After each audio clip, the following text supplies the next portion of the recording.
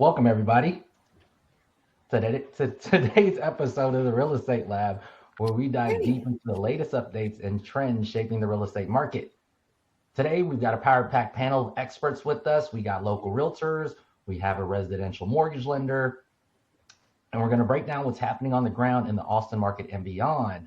Because what's going on these days is the Federal Reserve's recent interest rate cut, I believe, has been the first since 2020. And that's shaking up things for home buyers, sellers, and investors. And Federal Reserve Chair Jerome Powell also hinted at possibly more rate cuts to come, signaling potential shifts in borrowing power, potentially affecting affordability and demand. So we'll talk about if inflation is cooling and what's going on here locally in Austin. What does that mean for you and anyone looking to buy, sell, or invest? Let's start with Sarah. Yeah, hi everyone. So thanks for having me on. It's been great because we're finally in a rate cut cycle, which is amazing. So we've been waiting for this for a long time. I know it was anticipated to start originally earlier this year, May, hopefully March, and that just didn't happen because the Fed didn't see the numbers they were wanting to see.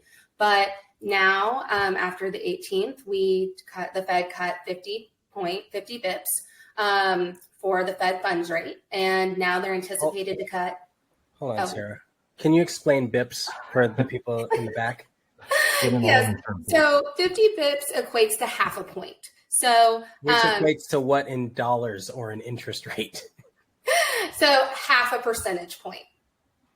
So as far as mortgage rates, though, a lot of people get it confused because they think Fed funds rate is directly correlated to interest rates. So some people thought, and a lot of news resources were posting this, and it's not correct, is that when the Fed does any rate cuts and the Fed fund rate gets reduced like this time by half a point, 50 bips, that automatically means mortgage rates are going to be reduced by half a point. So let's say that you were looking at a 6.5% interest rate, and now you're looking, then they think, oh, now it's going to be 6, because that makes sense when you're just seeing something on the surface. But that's not how it works. The Fed fund rates indirectly affects mortgage rates. What the Fed fund rate is, what those interest rates are, is the interest rates that banks use to lend to each other, and it affects short-term debt. So you're going to see an immediate impact on like credit cards, car loans, business and personal loans, things like that. And then that all affects the bond market, which is what affects interest rates.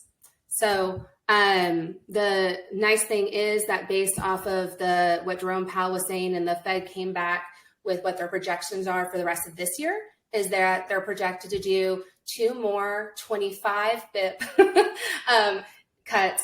One in November, one December, meaning another total of 50 bips or half a point by the end of the year, which should indirectly help mortgage rates go down a little bit more.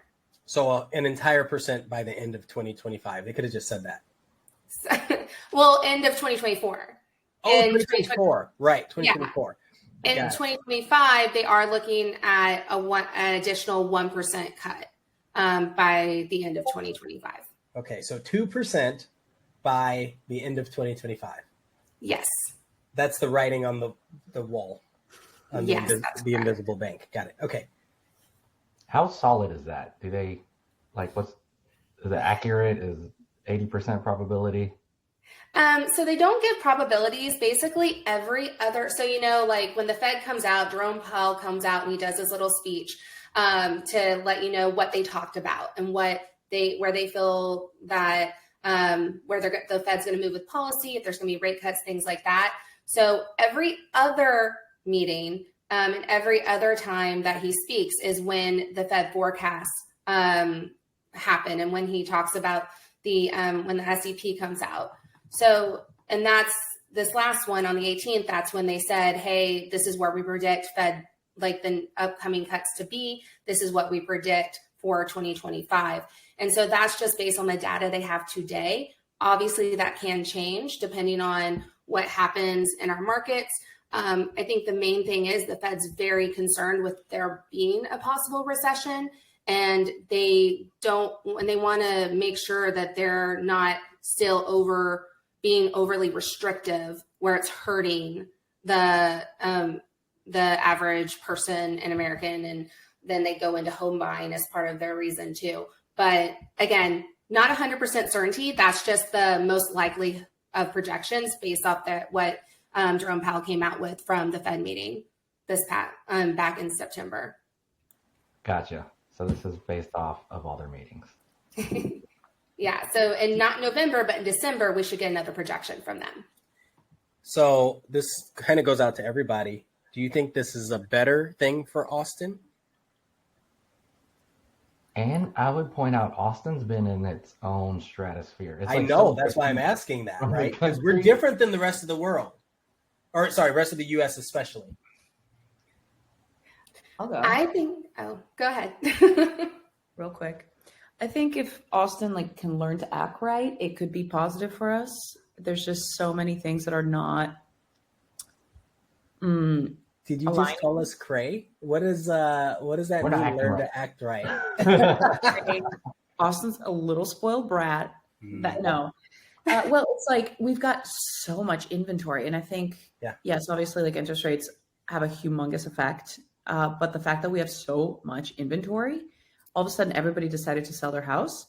Our inventory literally went up 100% from 2021 to now. That's mind-boggling.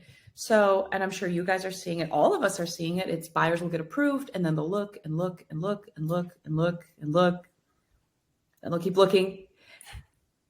It's just people have the time now to really take their time because there are so many options. So what I was saying is, if Austin can act right, in the sense that we just have so much inventory. So when you say Austin, are you talking about the people of Austin, not the city? You're talking about the people. I'm talking about the market. Got it. So I don't really know who I'm talking about. I think I know what you're saying. This is what I interpret it as. Yeah, go for it. I see sellers. It's kind of the brat thing is like a stubbornness. There are sellers, and maybe we're talking about getting transactions going, and people can move the way they want to move. They want to own. They want to leave and sell. So I think sellers, I call it the 2021, 2022 hangover, where sellers still want that price, and buyers do see a lot of inventory. So they're also I don't really want to, offer that high, or I might not offer at all, or I'm just going to sit on the sidelines and not offer anything and just be a looky-loo. So the inventory's been building. So that's what I took from brattiness or non-transactions, no movement. Because a lot of people are stuck with homes that they don't they're trying to move. Not everybody wants to keep a vacant house. Yeah. Yeah. I kind of see it as kind of dual forces.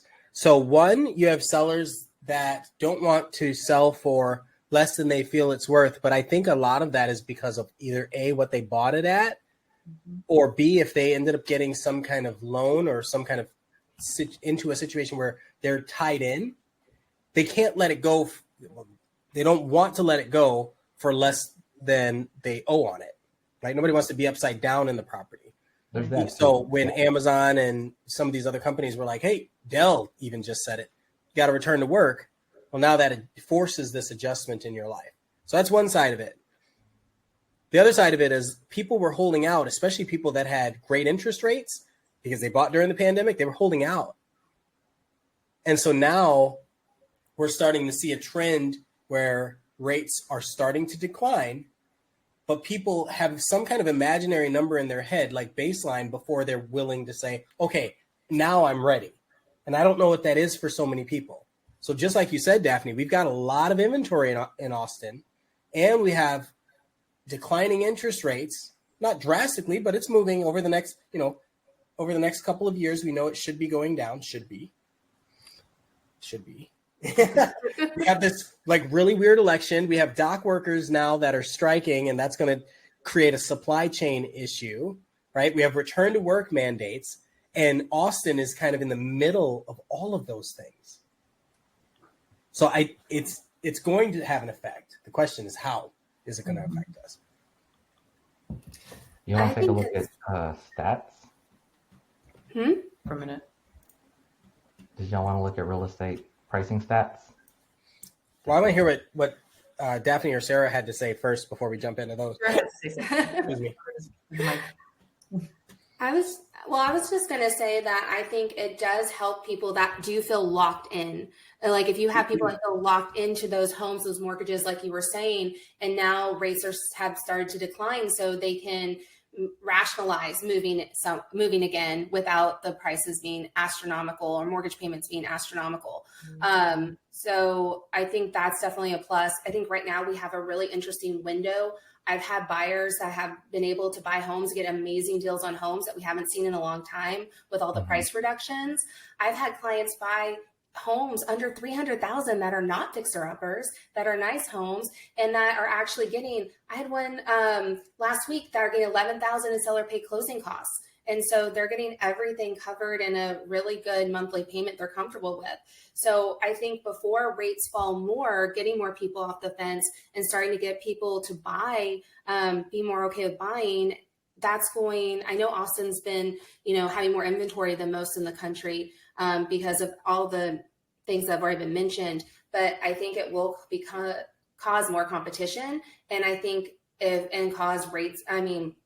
cause purchase prices to probably go up and be more competitive, and less seller paid closing costs probably will be not as much being able to be negotiated. So if you have a lot of first time home buyers or people that, really need to negotiate those extra things, I just feel like right now is a really good opportunity for that before we do see the switch and have more people coming and like getting off the fence and buying from these.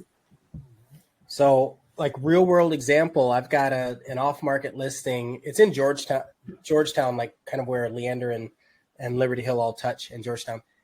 We're talking almost a 4,800 square foot house for less than $70 a square foot because the person needs to sell it. They just need to sell it. That's insane. We haven't seen, that is, if you're looking at price per square foot, we're averaging 200s, 300s, 500s in some places. How much is the house? I just did the numbers. It doesn't make sense. How much are you guys asking? How much are you offering? 336. So my math isn't mathing. Sorry. It might be 150 a square foot. So it was 700, 4,800 and we're asking 615. Okay. 615. Georgetown, yeah. That is a great deal, though. That's still incredible. It's like half of what some of the others are going. Yeah. 120. That's We'll call it crazy. 130 square foot. Yeah. Okay. Cool. I was like 70. That you said that, and I thought, that's way off. Yeah. Like, but yeah, like just insane deals. I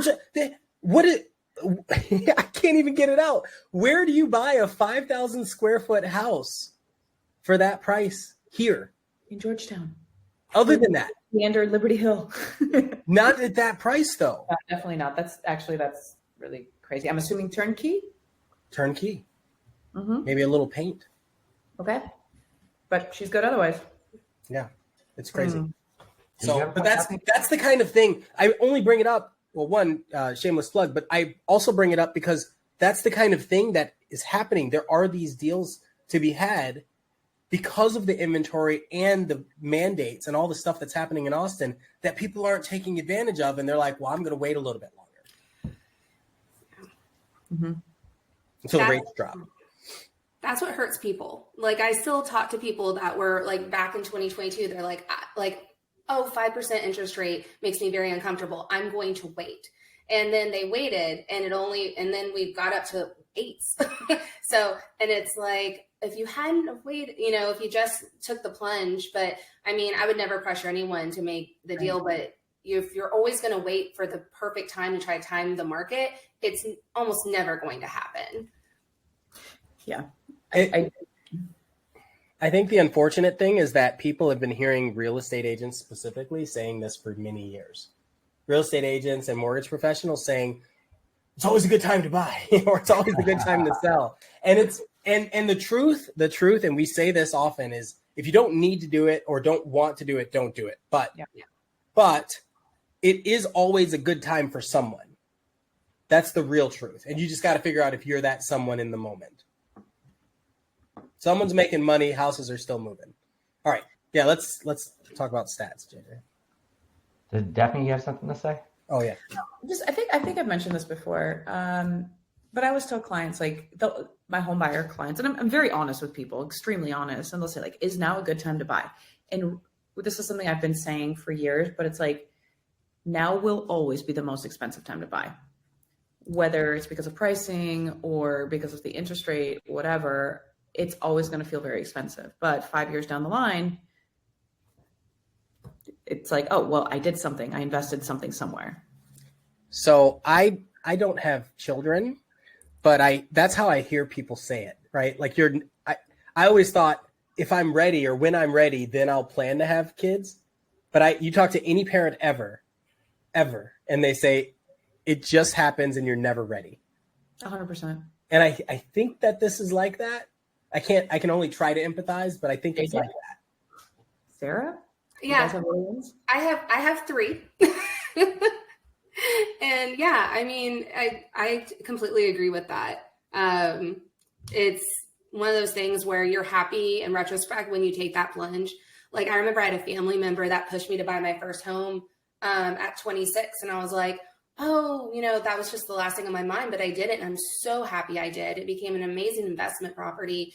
And, it was like back when you could get a brand new home in South Austin for like $190, $200, with a 3% interest rate, but at the time that was a lot. But then now, like exactly what Ian said, it's the best decision you look back that I ever made. Yeah. And some of it's like simple economics. There's obviously pros. There's obviously cons. So yes, you don't want a high interest rate, but price wise, all the inflation's gone. Guaranteed. No one's trying to there's no frenzy. The price is the price. It's not going anywhere. Like nobody is going to pull the trigger on a price interest rate. I mean, hold until the strike is over. Yeah. What I'm saying is if you buy now and you close or, you can negotiate with the seller and that's probably as low as you could get it because no one else is behind you trying to multi-off, make another offer. So you could lock that in. This is the pro, obviously. You could lock that in and then refinance. And we're talking about refinancing options throughout the year, if not 2026. So there's a give and take. Or you could play in the frenzy and all that stuff too. Okay, let's look at the stats here. So I have, let's do the screen share.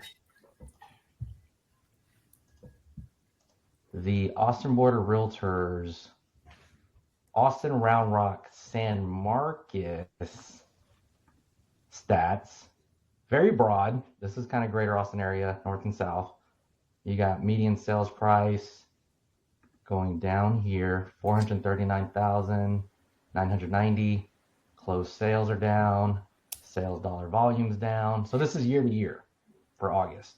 Inventory, like we talked about, is up. Listings are down. Active listings are up 15.4%. Pending sales are up. Average days on market up. So look at this number. For people that are talking about that were waiting to buy a house, active listings, there are 12,000 active listings. Buy a house. If you wanted to buy a house. And if you're ready to buy a house. But come on. Where were we at before? 2 years ago, where were we at? I have another Austin Round Rock MSA. This is interesting. This is Austin Round Rock MSA year to year in August. And you could see it's going down every year. Closed sales going down. Average days on market going up year to year. Active listings shot way up. 2022 to August 2023 looked a little flat, even though it went up a little bit. Yeah, I want to see the 2020 numbers in 2021. Me too. I'm Oh trying yeah, to that's find them too. a whole nother thing. But also look at how many billions are moving. Yeah, and then Still billions of dollars in sales happening. Everyone. Yeah, there's still transactions. Sarah, do you think the billions are going down because of the interest rates? I think that The billions are going down because that's total sales dollar volume, right? Okay. Right. So, I mean, I feel that we're probably going to see that start going up. I feel like it's gone down because sales prices have gone down, and that people and in the combination of interest rates going up and people not buying as much. I think it'd probably be a good combination of the two. But I really do think, granted, I'm not on y'all's side, but I think that we should start seeing a turnaround on that this coming year. I have a bit of a turnaround stat.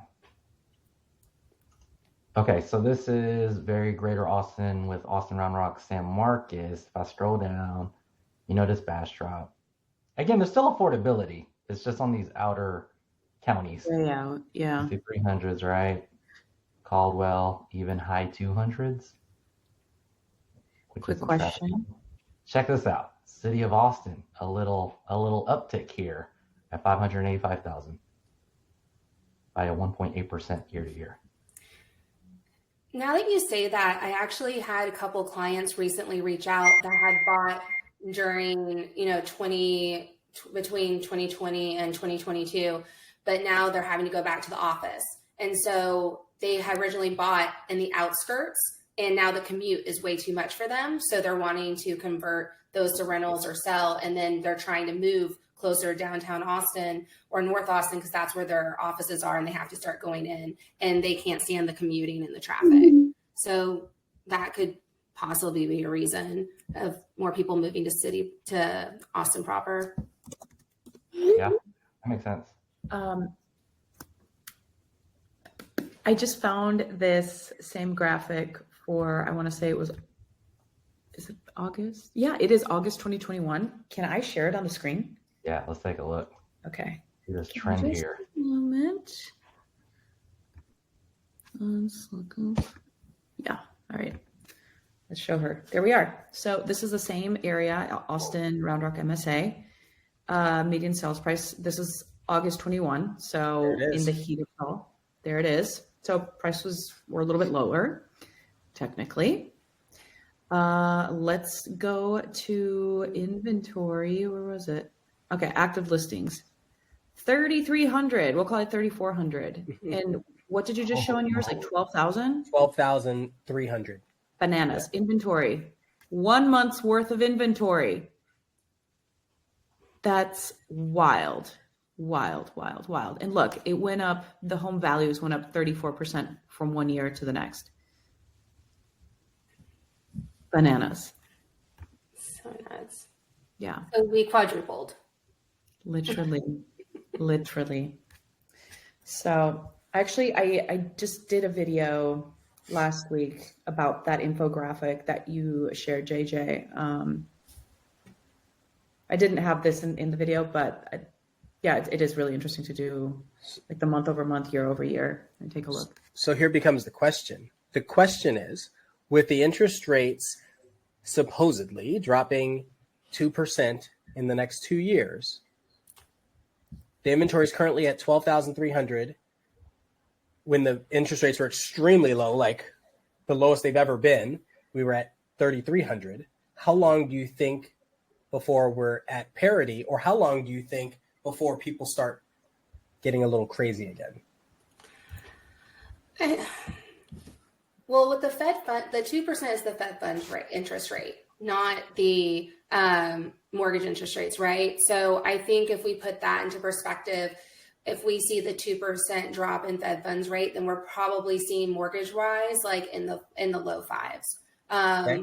So I don't think we'll ever get to the frenzy that we saw when rates were at historical lows of like 2%, 1%, 2%, low threes. But people have been waiting a long time. So I think it'll definitely be an uptick, but I don't think it's going to be as crazy as it was before, at least in my opinion. So Cajun Crypto says they can't afford them now. The market is about to crash. I want to hear what people think about that one. I do think they can't afford it. That's why they're sitting there. So you're right on that. Crashing. I mean, I'd like to hear some numbers, right? Well, we've heard the market's about to crash since Since 2012. Yeah, I was going to say 2010, I think is when I've heard that since after then. it crashed. We heard it's going to crash again. It's like, well, 2008 was the crash. Yeah. Prediction, which actually was a very resilient time for Austin, but Austin was right? Because we were a little different. Yeah, we were different. Do you think we're protected this time around? No, I think it wasn't just interest rates for Austin. It was also industry. And now I feel like we're in the speculation of tech, right? Like, I don't know, a couple AI companies. I mean, I don't know what more can happen here, but I didn't know Elon Musk was going to come here. And I think that. Well, we have a lot of manufacturing. Not only do we have Samsung manufacturing, we have a Google plant. Apple's manufacturing is doing return to work. Dell return to work. Yeah. There's a lot. We have a lot of silicon producers. A lot of, like I said, so chip manufacturers, automobile manufacturers, the number one United States-based automobile manufacturer is right here. We have rockets, for crying out loud. We have a lot. Yeah. It's also a question if the industry is that stable, is it that resilient? You know, like New York City, if I'm correct, might be like a finance city, and sometimes finance is up and down, right? You have like a Detroit, which was at the time like a car, mega city. San Francisco, Austin, Seattle, tech cities. Is tech a resilient industry? Does it keep growing? Is that where our future is? I think that's the thing, is that we don't have all our eggs in one basket where a lot of these other cities did. Detroit was only cars. It's all you ever knew it for. Yeah. They happen to have other things too, but it was mostly cars. We do have tech. We also have manufacturing. We also have behind the tech. It's kind of techy. Like it's very well. It doesn't matter what you're manufacturing so much, I guess, right? Because I thought they came here. I don't know. I'm like, are they coming here because Teslas are being built and they could ship stuff like Samsung? And I don't know how they're like intertwined. We're a kind of a hub for crypto. That's a conversation, right? Especially if things do actually crash. We have A&M. Is that a basis for our economy now?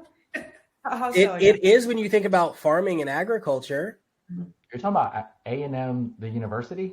Yeah. Yeah. So you think about A&M and you think about UT, and you think about the industries that they focus on and they produce. Yeah. Why are they such popular schools?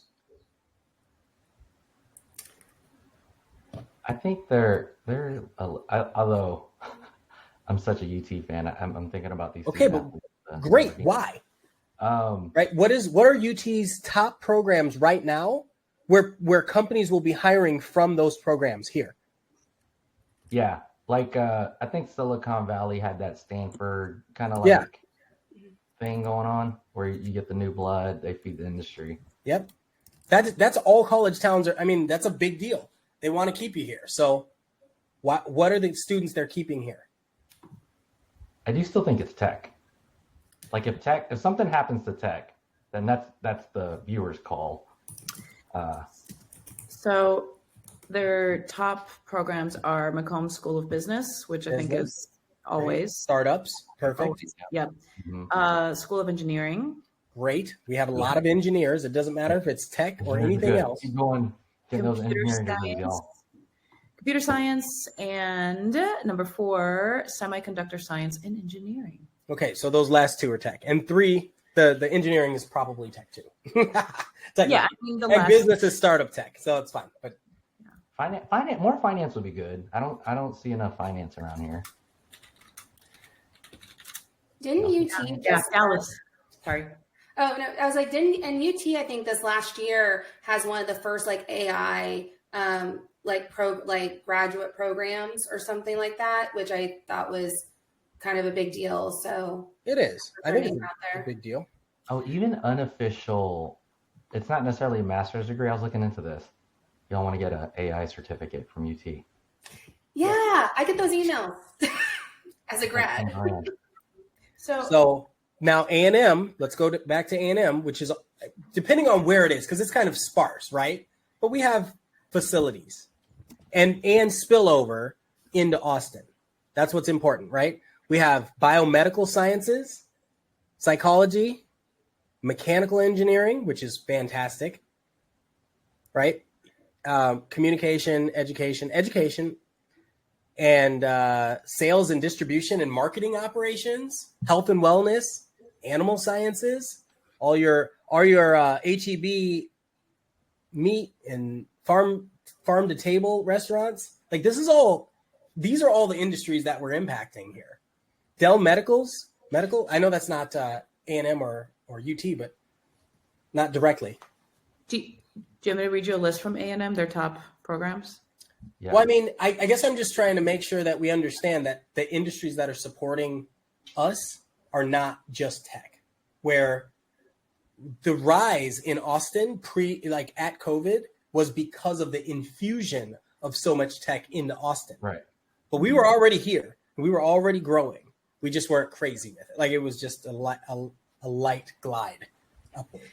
And that's why I think Austin has, like you said, has always had like a stable market and stable housing. We never saw a crash. Like even when we were back in, 2008, like we weren't hit very hard because, and to your point, it makes sense if we have a lot of those markets that have been here for a long time that maybe aren't highlighted or we don't first think about because they've been here for a while, kind of holding steady. Does that?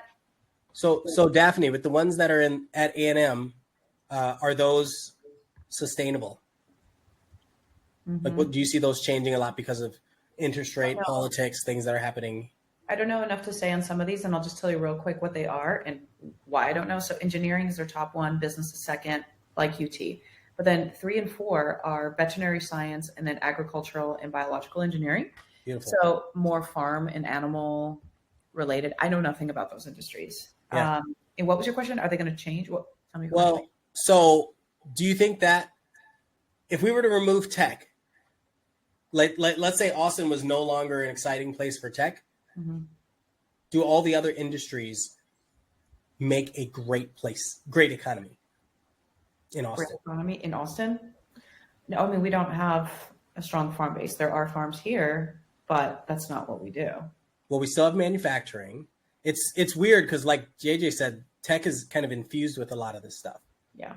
All the startups are tech. Company, or is it a tech company? And it's like kind of a tech company. It's an energy company. It's an energy company, or is it like a battery? Is it lithium? Like, what is going on? Just energy. It's an energy company that happens to make cars. Is it social media and X? That's coming too. That's a separate company, though. Yeah.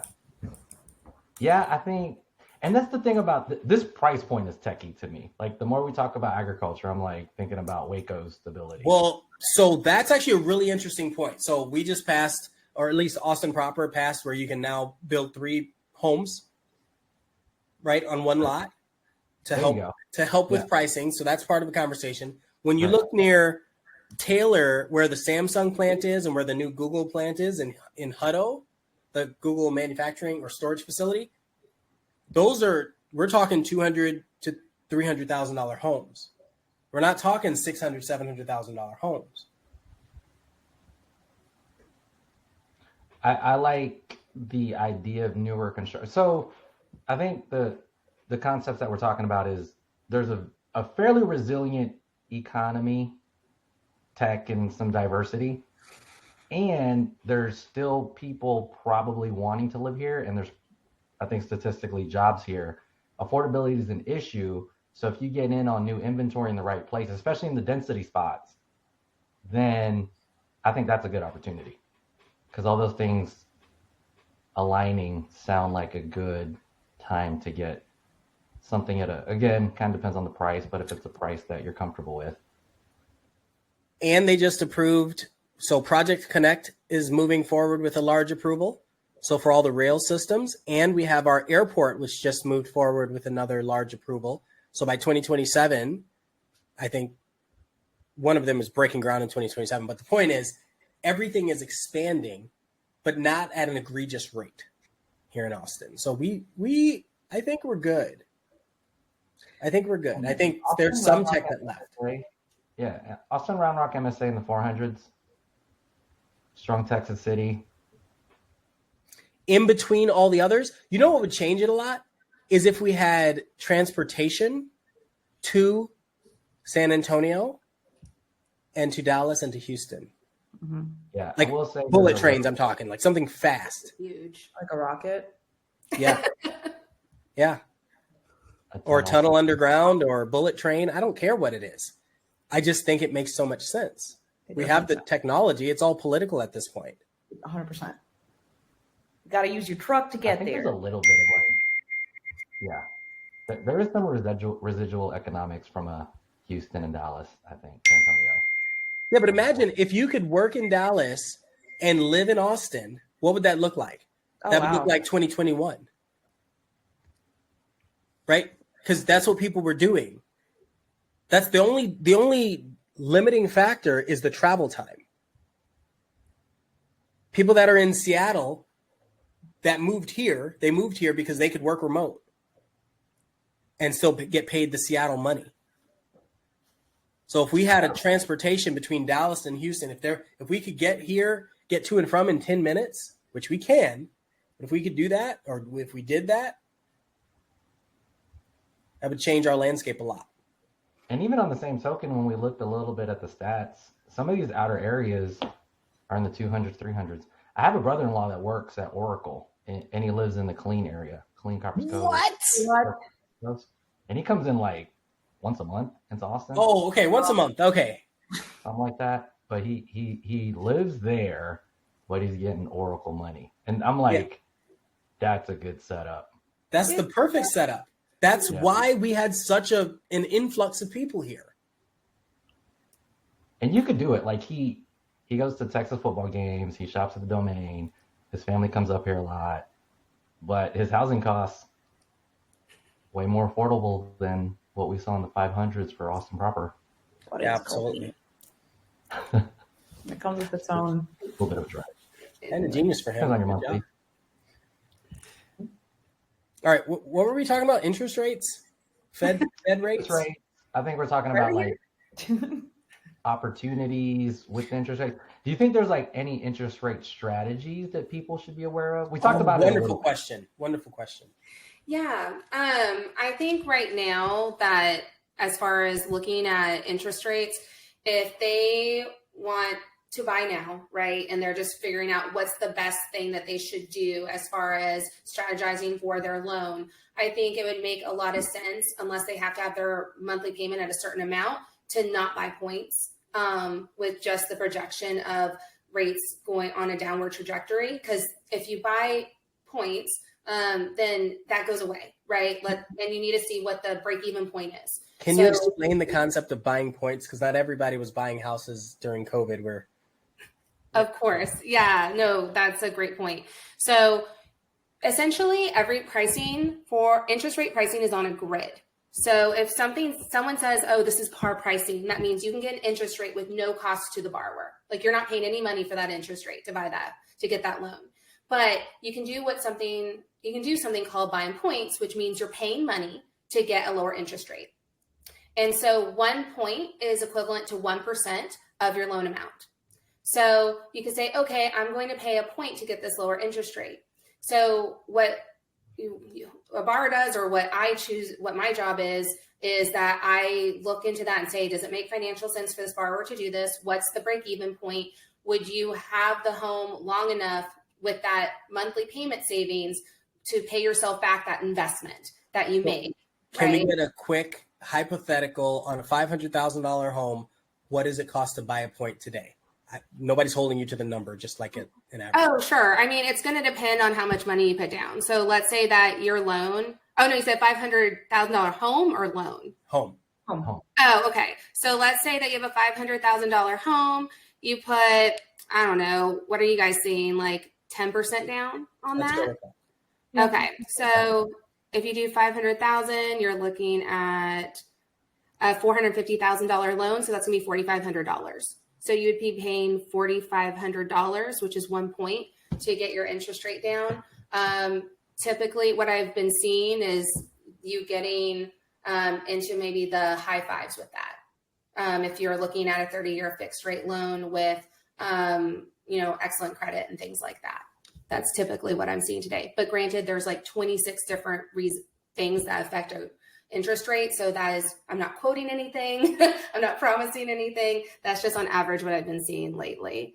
And that's the thing actually that I've been seeing a lot of, where I've seen a lot of advertisements. I've seen things on Bankrate. I've seen loan estimates come over where people are like, oh, I'm getting this like 5.5% interest rate with no points. It's amazing. But what's starting to happen again, which has happened pre-2020, is that instead of charging points, people are charging origination fees. So you'll see lenders start charging a 1-point origination fee on top of their other costs and fees. So they're really paying that point, but in another way. So it sounds really great because a lot of clients and sometimes realtors are trained to be like, are you paying points for this rate, to try to help their client?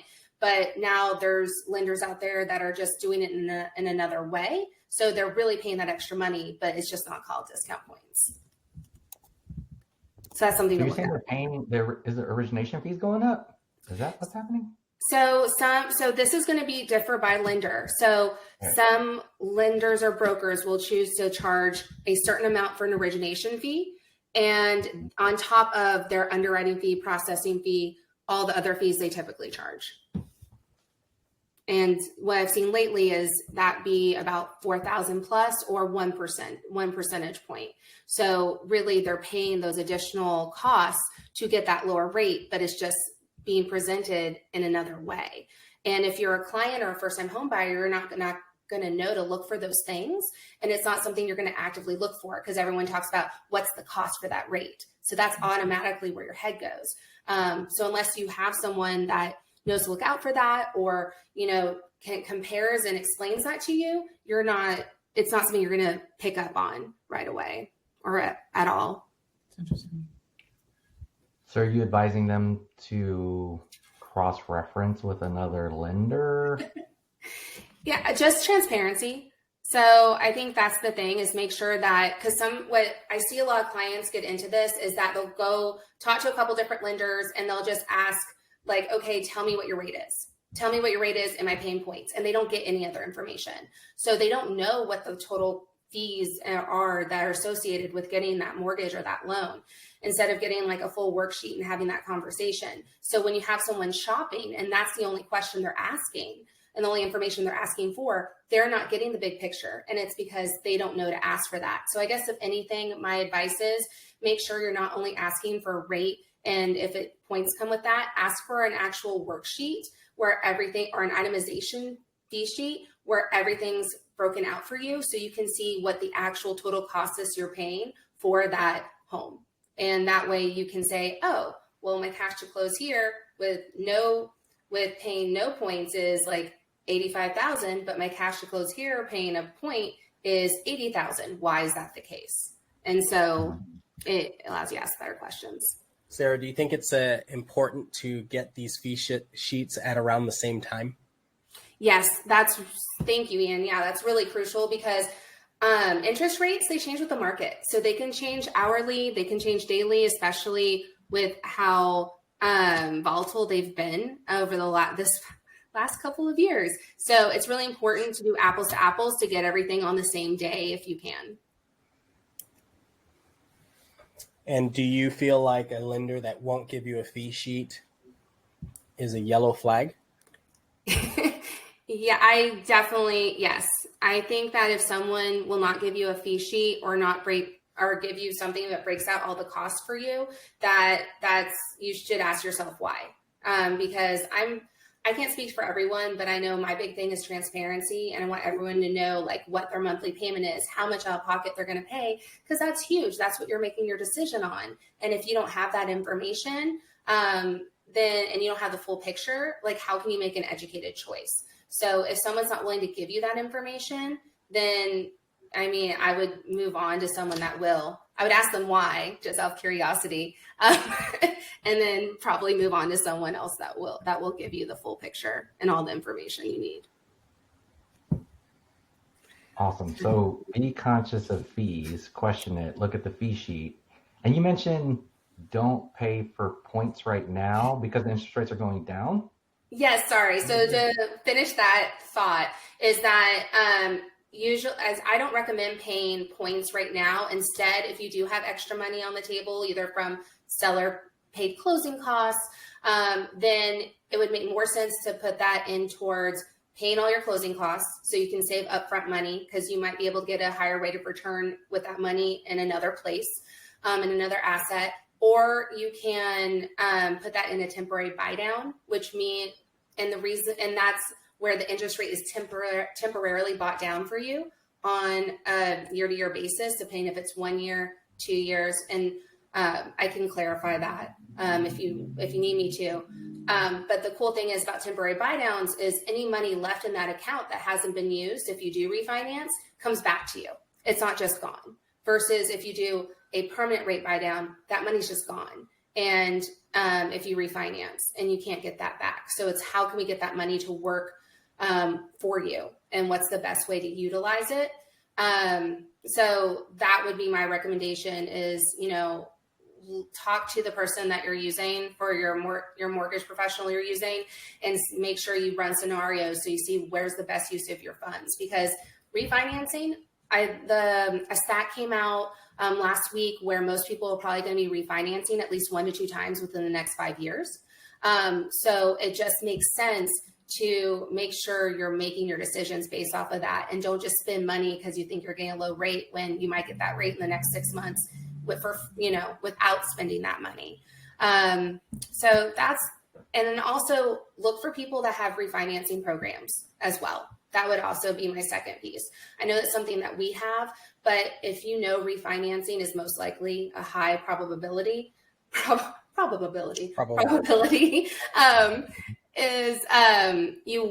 be great if you worked with someone that, offered some kind of benefit or program for refinancing with them to help save on costs as well. Daphne, what are you seeing for your buyers? Like, are they asking a lot about interest rates or are they talking about waiting until they come down? Like, what are you hearing? Kind of everything. I have a couple groups of buyers that are like needing to buy a home. It's like your standard, like families, we're moving here, we need to do this now. Then I've got a couple other ones that are just kind of waiting. And then I've got another group that needs to sell before they buy. So figuring out what we're doing with that and like how are we bridging that process. So it's kind of a mixed bag for me. Do they have reactions to the interest rates? Does it make somebody make a move? I think everybody has, it's a good question. People know interest rates are high because everybody's talking about it. And we've been talking about it for the last year and a half now. So I think folks understand that there's a high interest rate. What I feel like most of my buyers, and I'm sure you guys too, are really focused on is getting a deal because now we can get a deal. So what's our price going to be and how much can we get in closing costs? What else can we get the seller to pay? I guess there would be a payer at that point. So yeah, I think people, no one likes a high interest rate, but they know that it's there. So it's like, what else can we get? Is what I'm seeing. I think that's a healthy mindset to have too. Like finally that part's normalized. So it's like, how else can we benefit from this? Mm-hmm. So. Yeah. You mean a healthy mindset and the ability to negotiate? Mm-hmm. Yeah. And it's like, this has allowed us as realtors to be able to do our job effectively too, because when everything was in multiple offers, like it was a different skill set we had to pull out, but there was no negotiating for our clients. It was like gathering info and just following that. So it's like, we'd call the selling party and be like, what do you need? But now we can actually negotiate and use these tools that we've had just kind of sitting on the back burner for years. Yeah. Do you find that fun now that you're able to do that? Yeah, I enjoy that. Do you guys like that? I'm of two minds. JJ, what do you think? I liked more transactions, but yeah, it's more calm. And I also feel like there's a lot more intelligent decision making you can do without the pressure. So one thing I'd like to put out there is do you like a frenzy, like a buying frenzy? Do you like being a part of that, like that herd mentality? Then yeah, keep waiting along and something's gonna bust. If not, I suggest just getting like understand the temperature of the water. And I know I've been saying this a lot and not everybody's doing this, like write offers, like just kind of see what's going on. It's never the wrong time for the right house at the right price for your right payments. And you don't really know unless you're shopping around. And there's so much inventory. It's like, why not take a stab at something and see? Yes, you might write a lot of offers. Yes, I think the realtor gets also pulled into that, which is fine. That's what we do, right? But I think more people are more hesitant than understanding what's going on out there. They kind of like want to see the bottom. But if you knew that was the bottom and everybody knew it was the bottom, you know it's going to go up after the bottom. And then after that, you're back in that frenzy. So just, get ahead of it, because I think something's brewing. So I would say, 2025, 2026, like position yourself into ownership and, sit tight for a couple years and you'll probably be in a better spot, I think, in the long run. Yeah. If Forbes knows about it, everybody knows about it. Exactly. Meaning? The what you were saying about like just writing offers to see like the right house at the right time at the right price, like that could work. This is a story that I've kind of been hanging on to throughout the last like 8 months. I had a client last year who was looking at ranches in Lockhart, and we ended up getting her a $400,000 discount with all closing costs paid on a ranch in Lockhart. Nice. Because we tried. What a freaking win. That's awesome. Yeah. So of course that's definitely the exception. Like we can't do that on every transaction, but we did it. We did it. Yeah. And I'm sure we've all gotten some crazy deals right now in this market for some clients in some regards. So even builders, I feel like builders are doing pretty good deals out there. Well, you got to ask yourself if they're able to. I think I got to pause on that. I think the way to say it is, have you ever followed how the auto industry works, like with dealerships and kind of the layers to get to people? Right? It's like there is no direct to consumer model. Yeah. Right. And I think that's what builders are.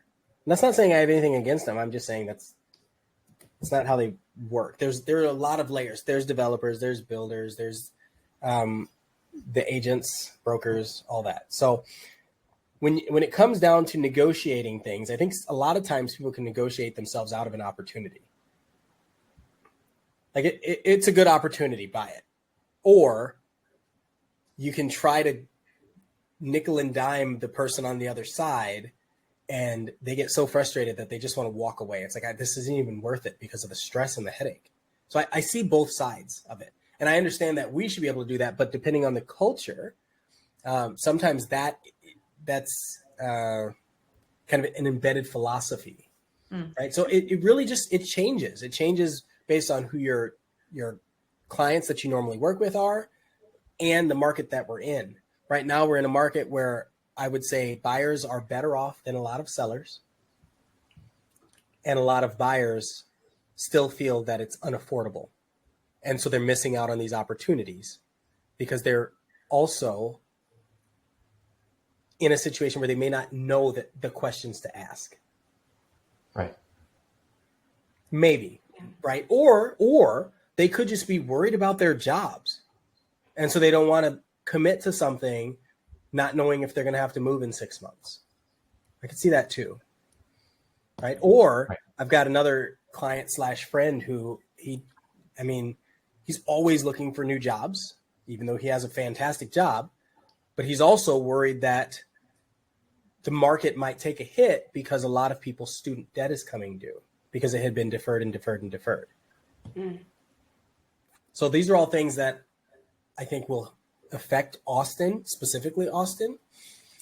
But as long as we don't have major corporations coming back in and buying up all the houses again, then we should be fine. That's my prediction. As long as we don't have that happening, we should be all right. That was such a mess. It was a mess. I wonder if that is going to happen again. That would be a good topic for another podcast. Probably not. Like, what a stupid business model. Anyway, But people do it. that's another goal. That's another episode, huh? I think if you do it right, you could do it, but it would screw a lot of people over. Lots of nuance there. Yeah, lots of nuance. Yeah, that's like, do you want to think as the business, like, and how profitable it can be, or do you want to be like, oh, let's do what's good for the good thing, like the right thing or the good thing for everybody? The question on either side is always, when's enough? And on the business side, it's never enough. And on the consumer side, it's like, it was enough the first time. It's really a challenging dichotomy right there, but you're right. Anyway, JJ, where are we at on time? I think that's it. And I think we might have another episode coming regarding that. So thanks everybody for tuning in. Hope you found today's conversation helpful. We went through the real estate market, how things are shifting, interest rate cuts. If you have any questions or want to dive deeper, reach out to any of us, drop your comments, like, subscribe, and we will see y'all later. Happy buying, selling, and investing, everybody. Thank you. Thank you, Sarah. Thank you, Oh, Daphne. thanks for having me.